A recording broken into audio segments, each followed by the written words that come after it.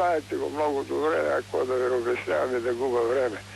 Искам да ви кажа, че след 9 септември народната власт, при народната власт, една газка руска е натоварила много книги, които ги е... Моля ви се, дайте по същество и по темата, защото остава точно 3 минути до края на Давам 3 минути, добре. Ама те не на вас. За вас. Ще ви кажа, че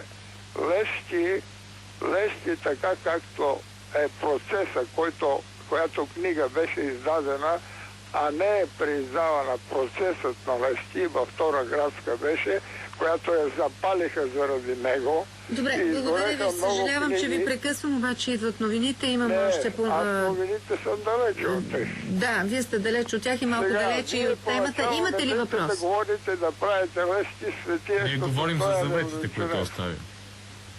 Така, благодаря, че се обадихте. Не разбрах много важен въпрос. Не ми беше много ясно. Струва ми се, че той самия... Просто искаше да се обади. Да, той самия... аз разбирам, че той също се опитва да открие нещо, което е похвално. Всеки такъв стремеж е добър, според мене. Така че ако... Аз нямам нищо против този човек да си говори, ако той може да седнем така да разговаряме по-надълго и на широко, а не когато ни оставят 2 минути.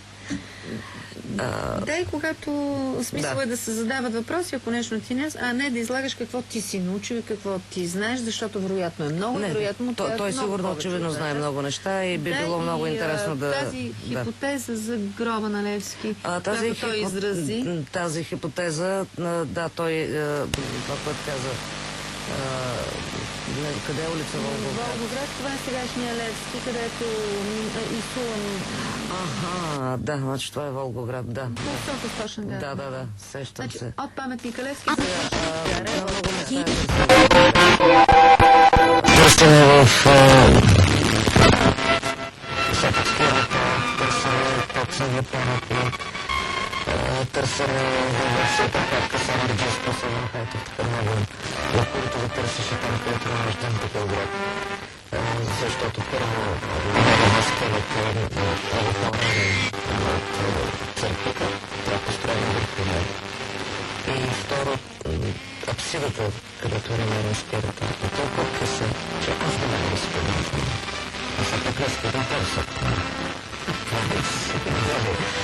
Тъй като не стават наистина 2 минутки, просто много събрано и синтезирано иска твоите минутки да кажеш това, което е нужно това време в разговора ни за Левски.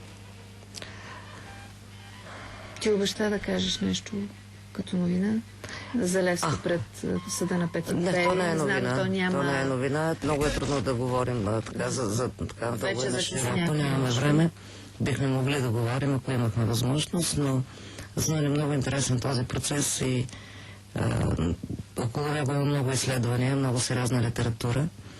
Това, което обаче ме интересува е геополитическия контекст, в който се намира, в който попада този процес. И се оказва всъщност, че Левски се оказва изправен пред интересите на 5 империи.